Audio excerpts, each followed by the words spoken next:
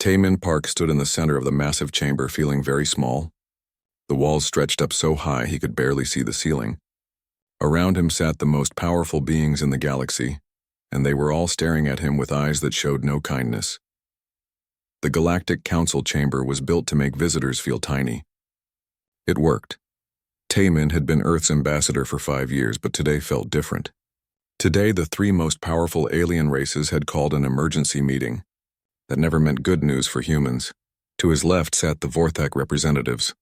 They looked like giant lizards that had learned to walk on 2 legs. Their scales were dark green and their yellow eyes never blinked. Taemin had learned not to show fear around them, but their sharp teeth still made him nervous. On his right were the Nethys delegates. They were made of living crystal that sparkled in the chamber's strange blue light. When they spoke, their voices sounded like music, but Taemin knew better than to trust their beautiful appearance. The Nethys were cold as their crystal bodies suggested. Above him floated the pylon ambassador. The pylons had no solid form. They were clouds of gas that changed color when they felt different emotions. Right now, the pylon glowed angry red. "Human Taemin Park," spoke Vorthkallen, the lead Vorthak. His voice was deep and rough like stones grinding together. "Your species has been warned many times. You do not listen." Taemin kept his face calm, though his heart was beating fast. "Honored council members, humanity has followed all agreed treaties. We have stayed within our permitted space. We have not attacked any council worlds." A sound like breaking glass came from the Nethys section. It was their version of laughter, and it was not a happy sound. "You think following the minimum rules is enough?" asked crystal singer Nethys Errol. Her voice was beautiful but cold. "Your species spreads like a disease. Every year more human ships. Every year more human colonies. Every year more human demands." The pylon above shifted from red to purple. When pylons turned purple, it meant they were making important decisions. "The council has been patient," the gas cloud said. Its voice sounded like wind through caves. "Too patient. Humanity must be contained before you destroy the peace we have built." Dr. Hyunwoo Lee, standing behind Taemin, stepped forward slightly. He was humanity's best expert on alien cultures and had advised Taemin for years. "The galaxy is vast," he said carefully. "There is room for all species to grow and prosper." Vorthkallen's tail slammed against the floor. The sound echoed through the chamber like thunder. "You speak of growth, but you mean conquest. Human ships have been seen in the Kepler disputed zone. Human colonies are being built in systems we have not approved. Your military grows stronger each year." Taemin felt sweat on his forehead but kept his voice steady. "Humanity explores to find new homes for our growing population. We seek empty worlds, not conflict with the Council. Empty worlds that happen to be rich in resources," hissed another Vorthak. "Empty worlds that happen to be in strategic locations. How convenient." The crystal singer's body flashed with bright light, a sign of anger among her people. "Your species is barely 200 years in space, yet you act like you own the galaxy. The Council races have maintained peace for over 3,000 years. We will not let humans destroy what we have built." High above, the pylon began to spin slowly. When pylons spun, it meant they were about to deliver important news. Taemin's stomach felt sick. "The Council has made a decision," the pylon announced. "Humanity has proven it cannot be trusted to expand responsibly. Therefore, expansion will no longer be permitted." The chamber fell silent except for the humming of the lights. Taemin waited, knowing worse news was coming. Vorthkallen stood up to his full height, nearly twice as tall as a human. "All human military vessels will be surrendered to Council control within 30 standard days. All human colonies beyond the Sol system will be abandoned. All humans living outside Sol system will return to Earth or the inner planets." "This is impossible," Taemin said, his diplomatic calm finally cracking. 20 billion humans live in the outer colonies. We cannot simply abandon them." "You can and you will," the crystal singer replied. "The Council will provide transport ships to move your people. We are not cruel, but the colonies will be evacuated." Dr. Hyunwoo Lee's face had gone pale. "What of our trade agreements? Our research stations? Our mining operations?" "All terminated," hissed the Vorthak. "Humanity will exist under Council protection within your home system. You will be provided with what you need to survive. Nothing more." The word protection made Taemin's blood run cold. When powerful species offered protection to weaker ones, it usually meant slavery with better words. "The Council is generous. continued Vorthkalan. You will retain control of your homeworlds. Your culture will be preserved. Your people will live in peace. All we ask is that you accept your place in the galactic order. Taemin looked at the faces around him. The Vorthak showed satisfaction. The Nethys gleamed with cold approval. The pylon glowed a calm blue. They had planned this for a long time. I need to consult with my government, Taemin said finally. Earth's leaders must vote on such a major decision. The pylon spun faster. There is nothing to vote on. This is not a request. This is a requirement. You have been informed of the Council's decision. Then I formally request time to prepare my people for this transition, Taemin said, using every bit of his diplomatic training to keep his voice level. Vorthkalan's eyes glowed brighter. You have 72 hours to inform your government and begin preparations. After that, Council ships will begin enforcement actions. 72 hours is not enough time to... 24 hours, the Crystal Singer interrupted. The Vorthak delegate is too generous. 24 hours to accept. After that, we will assume humanity chooses to resist. Resistance will not be tolerated. The chamber began to empty as the alien delegates prepared to leave. They had delivered their message and saw no need for further discussion. As Taemin and Dr. Hyunwoo Lee walked toward the exit, they passed a viewing window that showed the space around the council station. Dozens of massive alien warships floated in perfect formation. Their weapons were not pointed at the station, but the message was clear. They planned this, Dr. Lee whispered. This was never about negotiation. Taemin nodded grimly.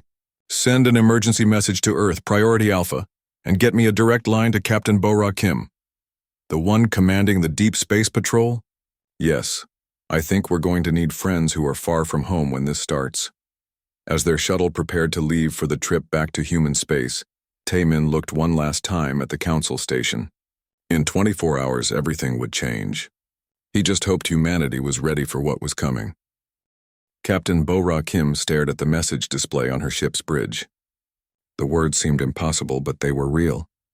The council had given humanity 24 hours to surrender everything they had built beyond Earth. Captain, said her communications officer, we're getting similar reports from every human outpost. Alien fleets are appearing everywhere at once. Bo-Ra's ship, the UES Defiance, was 3 months out from the nearest human colony. They were supposed to be mapping new trade routes in the outer rim. Instead, they had just become witnesses to the end of human expansion. Show me the tactical display, Bo-Ra ordered. The main screen filled with red dots. Each dot represented an alien fleet. There were hundreds of them, positioned at every major human world, every mining station, every research outpost. The planning must have taken years. They knew exactly where to strike, whispered Lieutenant Sung-Ho Nam from his position at the sensor station. He was young, barely 25, but he had the best electronic warfare training in the fleet. Every single human position is covered. There's no way this was planned in a few days. Bo-Ra nodded grimly. They've been watching us for years. Learning our positions, our strengths, our weaknesses. This was always the plan. Back on Earth, President Ji-Won Choi stood in the emergency command center deep beneath the capital. The room was filled with screens showing the positions of alien fleets throughout human space. Every screen told the same story. Humanity was surrounded. How many ships do they have? She asked Admiral Dong Ho-yoon.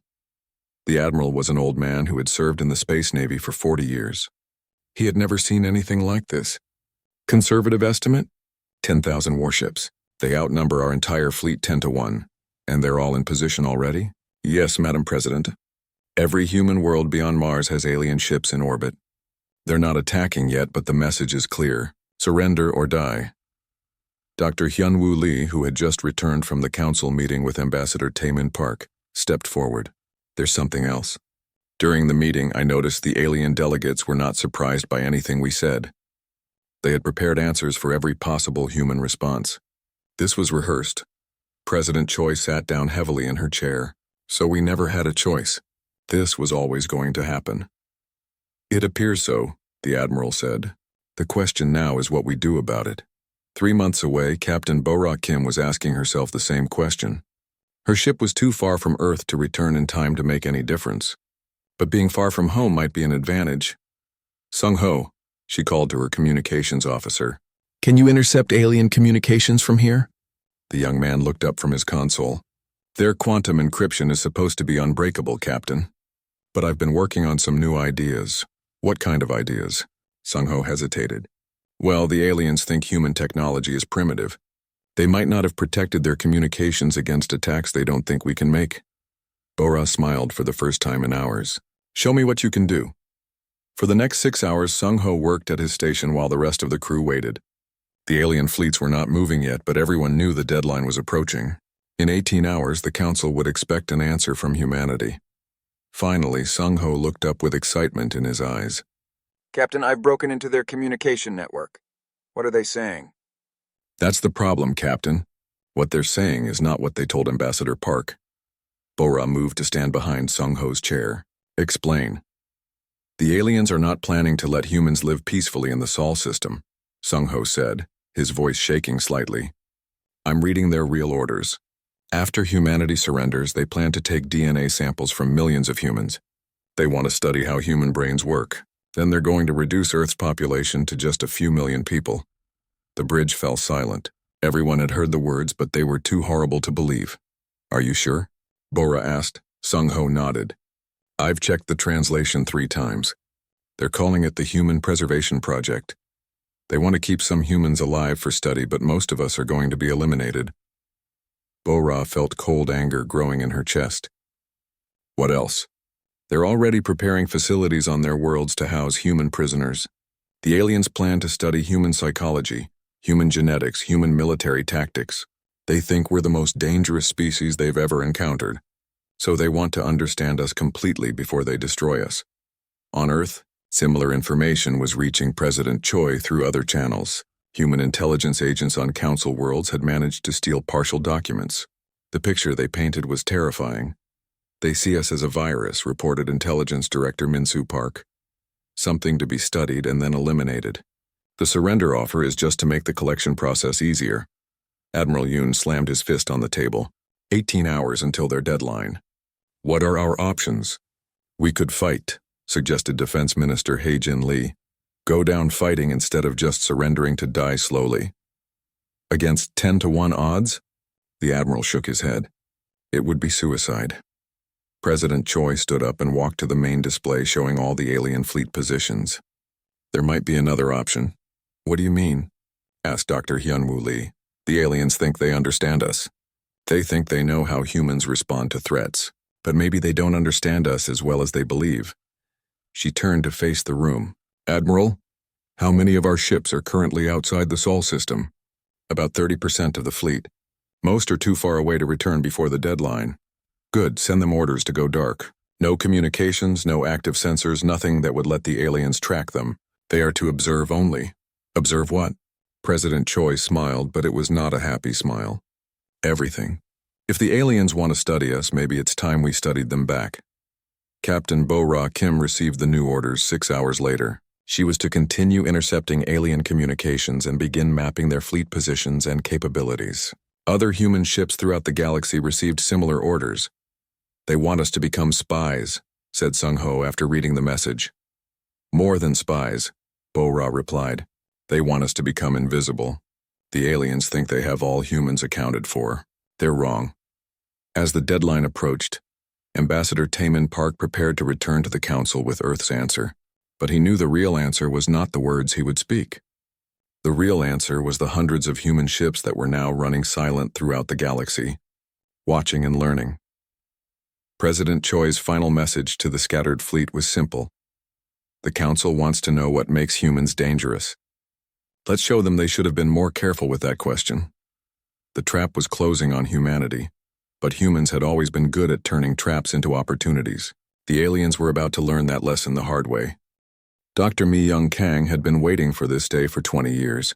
She stood in the hidden command center buried deep in an asteroid belt, watching as screens filled with data from across the galaxy. The Prometheus project was finally active. All stations report ready, said her assistant, checking the displays. 47 hidden bases are online and operational. Mi-Young nodded. The aliens thought they knew where all human facilities were located. They were very wrong. For 2 decades, humanity had been building secret bases in dead asteroid belts, inside hollow moons, and in the dark spaces between stars. The Council had been watching human expansion. But they had missed the most important part.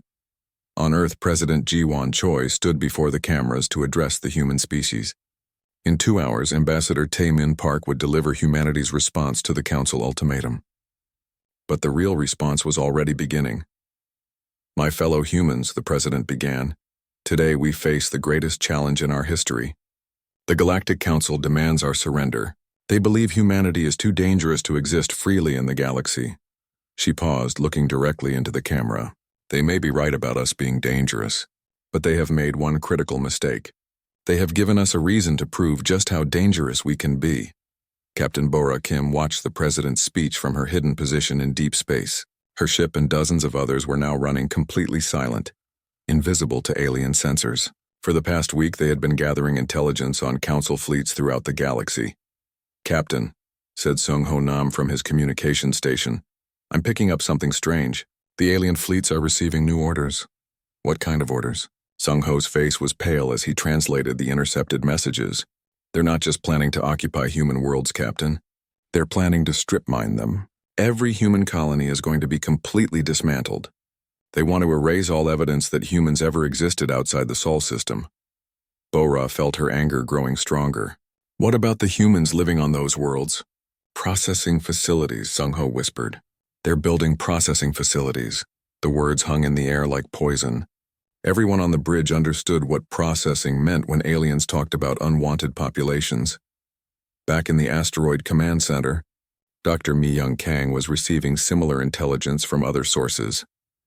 The true scope of the Council's plan was becoming clear, and it was worse than anyone had imagined. "They're not just eliminating human expansion," she told her staff. "They're planning to eliminate the idea that humans ever had the right to expand.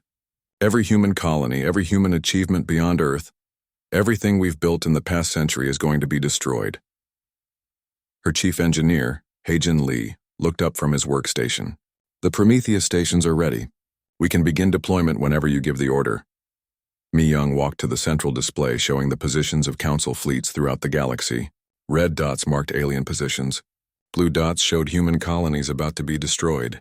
And scattered throughout the display were tiny green dots that the aliens couldn't see. "Begin Phase 1, she ordered. Throughout the galaxy, hidden human bases began releasing something the Council had never seen before. They looked like ordinary asteroids or space debris, but they were actually sophisticated observation platforms. Each one was completely invisible to alien sensors and capable of perfect mimicry. The platforms spread out slowly, moving like natural objects drifting through space.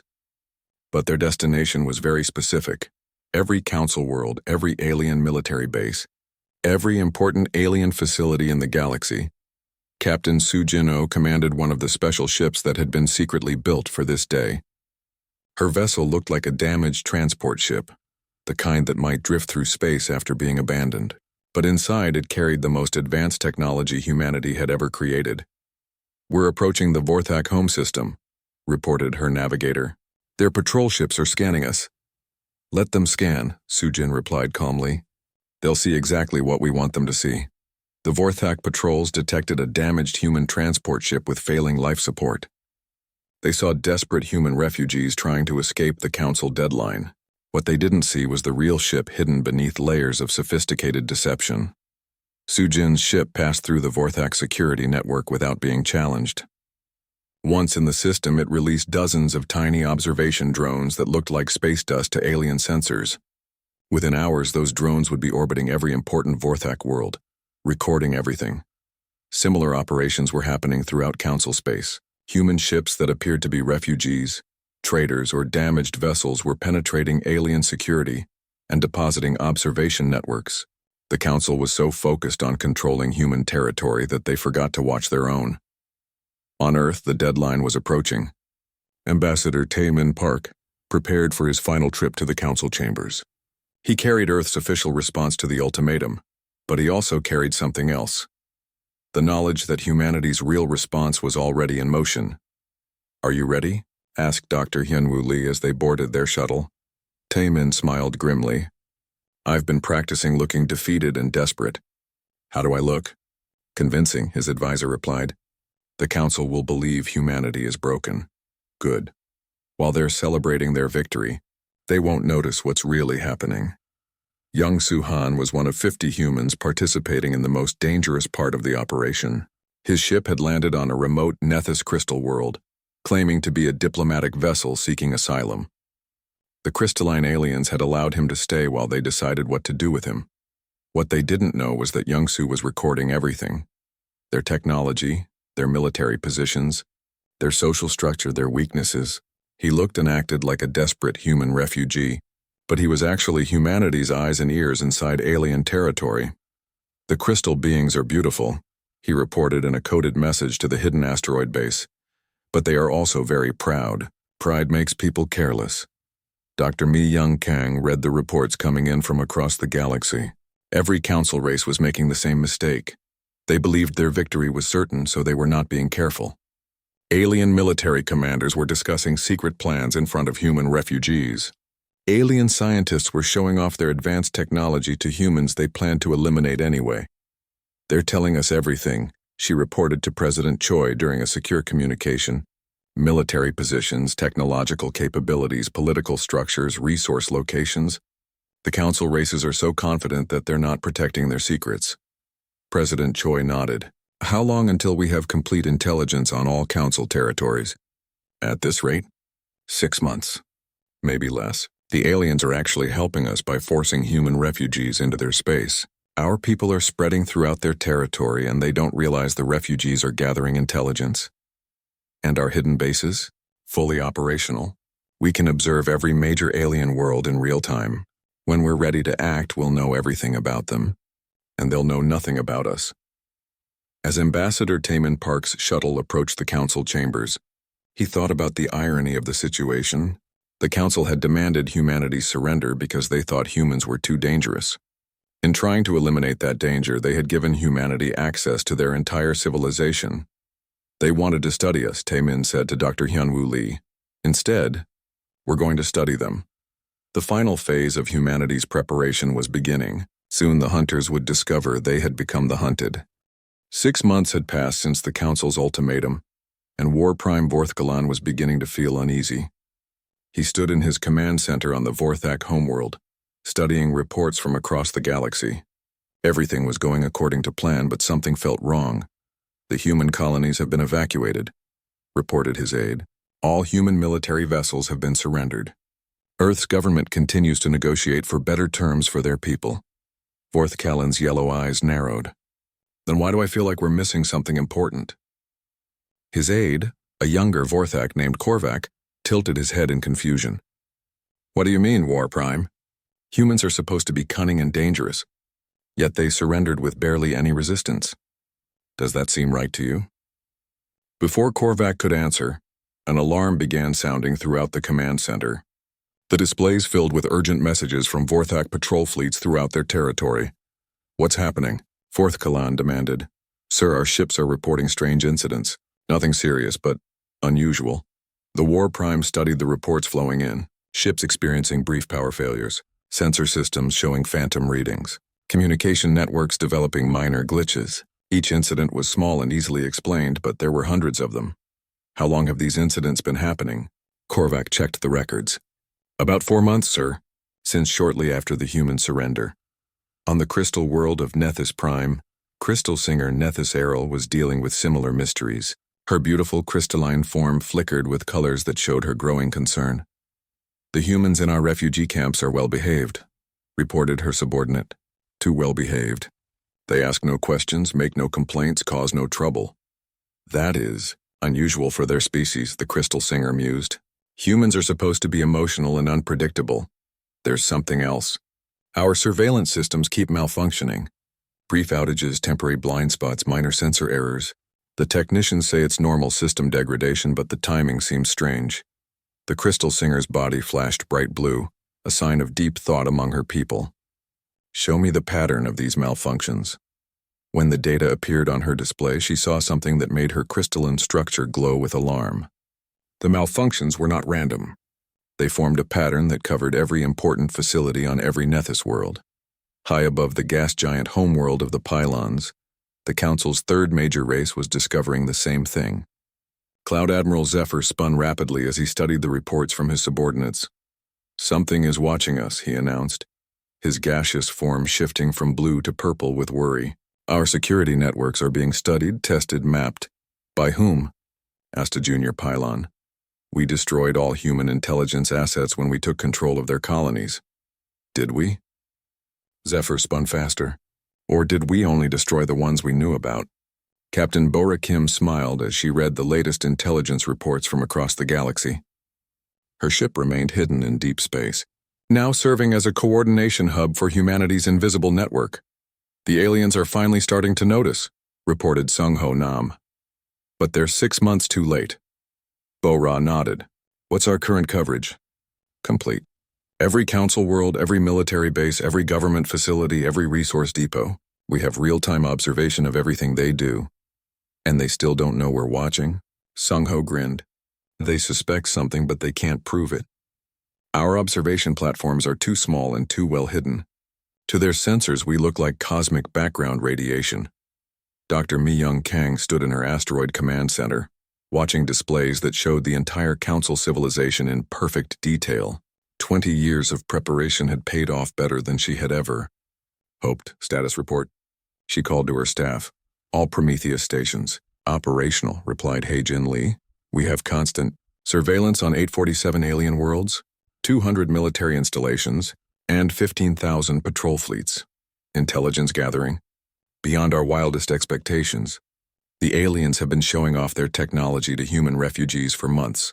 We now understand their weapons, their defenses, their industrial capabilities, and their political weaknesses better than they do.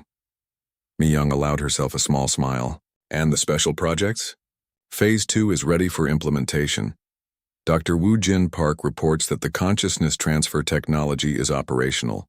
On Earth, President Ji-Won Choi met with Ambassador Taemin Park, who had just returned from another negotiating session with the Council. How are the aliens treating you? She asked. Like a beaten dog begging for scraps, Taemin replied. They're so confident in their victory that they barely listen when I speak.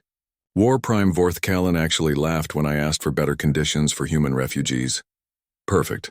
The more confident they are, the less careful they'll be. Madam President, Taemin said seriously, some of our people in the refugee camps are asking when this will end. They don't understand why we're allowing this humiliation to continue. President Choi walked to her office window, which showed a view of Earth's blue sky. Tell them their sacrifice is buying us something precious, complete knowledge of our enemies. When this is over, the Council will never again be able to threaten humanity. When will it be over? Soon. Dr. Woo Jin Park's team has made a breakthrough that changes everything. Dr. Woo Jin Park, Taemin's younger brother, worked in the most secret facility on Earth.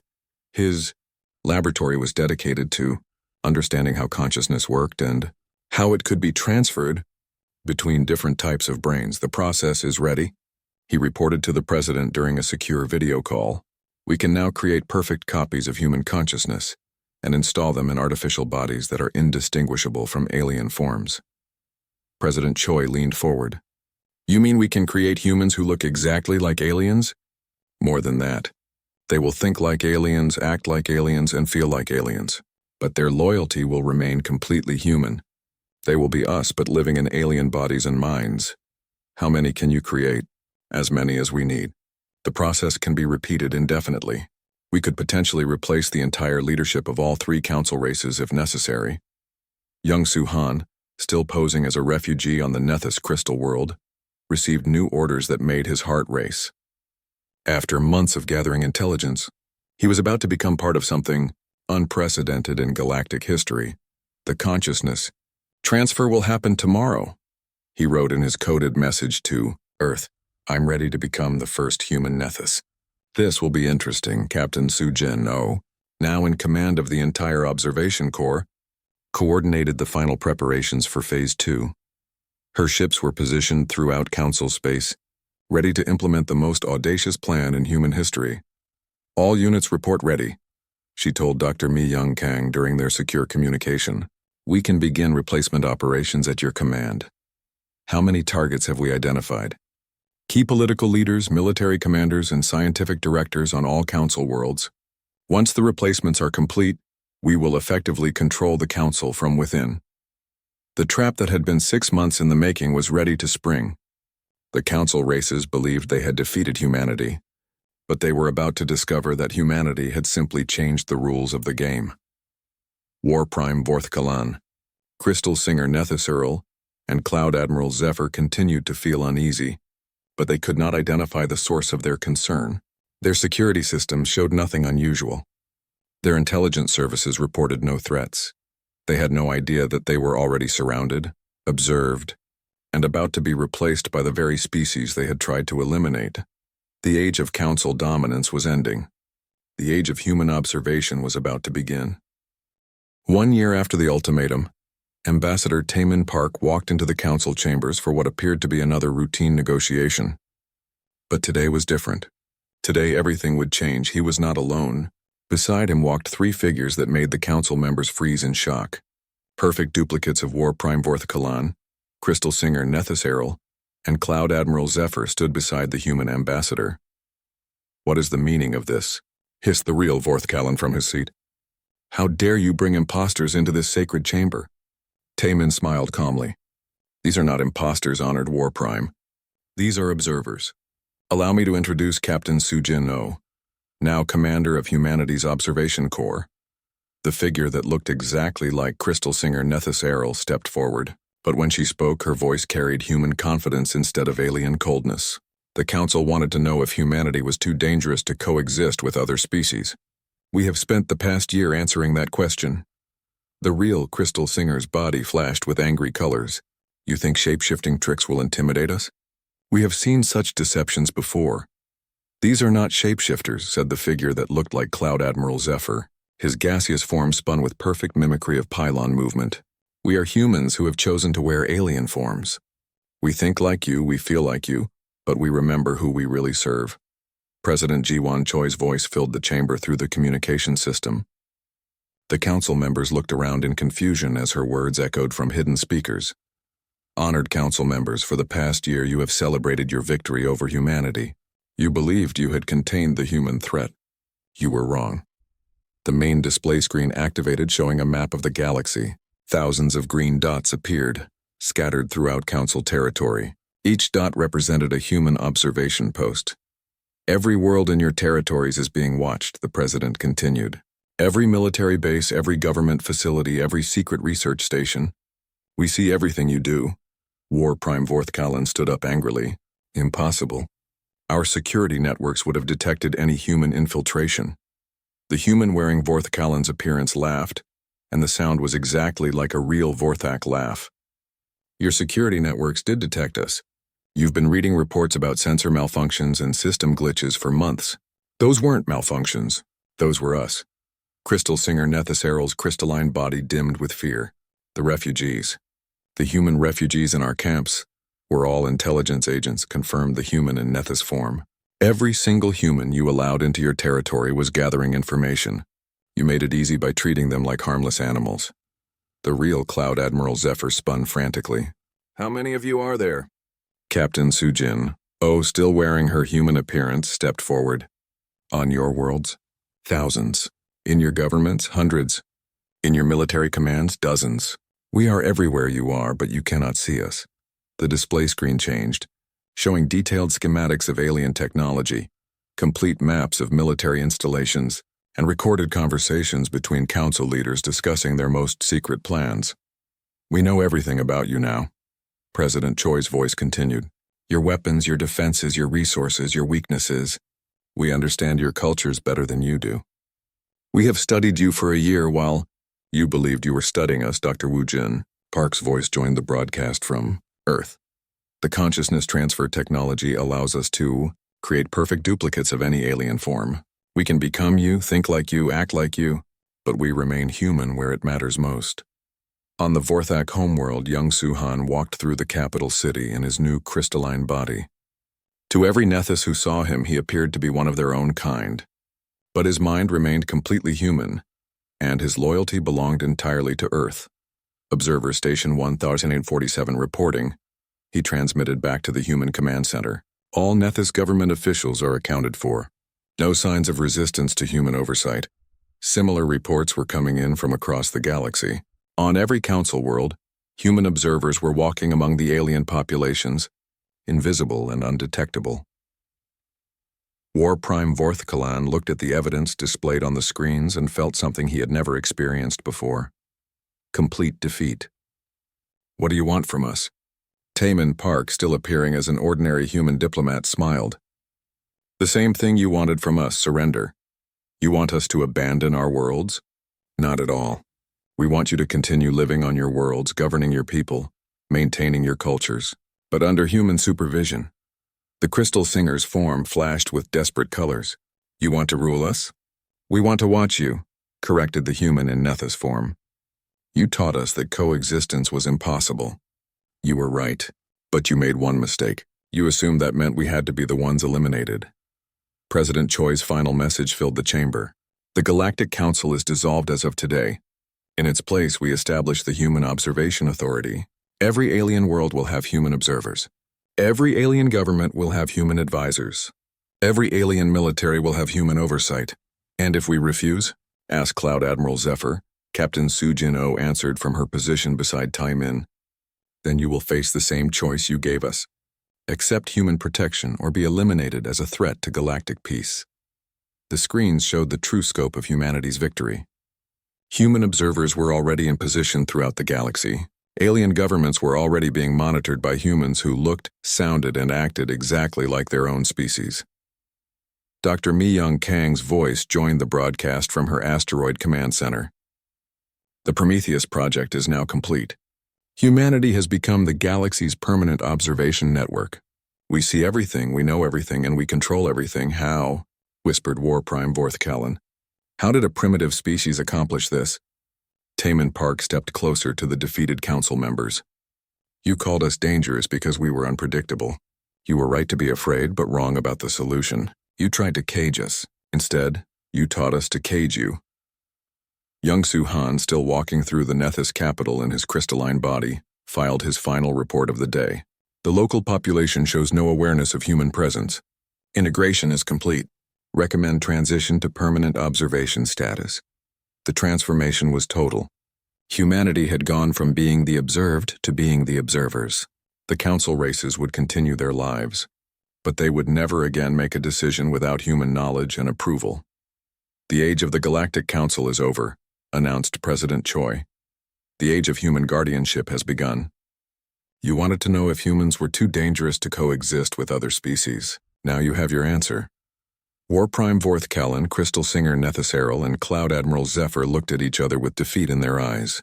They had pushed humanity too far, and now humanity was watching their every move from inside their own governments, their own military, their own homes. The hunters had become the hunted. The watchers had become the watched. And humanity had become the galaxy's invisible rulers, hidden in plain sight among the very species that had tried to destroy them. Taman Park gathered his papers and prepared to leave the council chambers for the last time. "The meeting is adjourned," he announced. "Permanently." As he walked toward the exit, he passed the human duplicates of the 3 council leaders.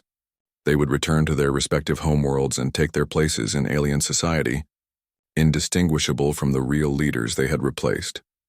The council had taught humanity a valuable lesson. In a galaxy where coexistence was impossible, the only choice was to become the dominant species. Now that lesson was complete.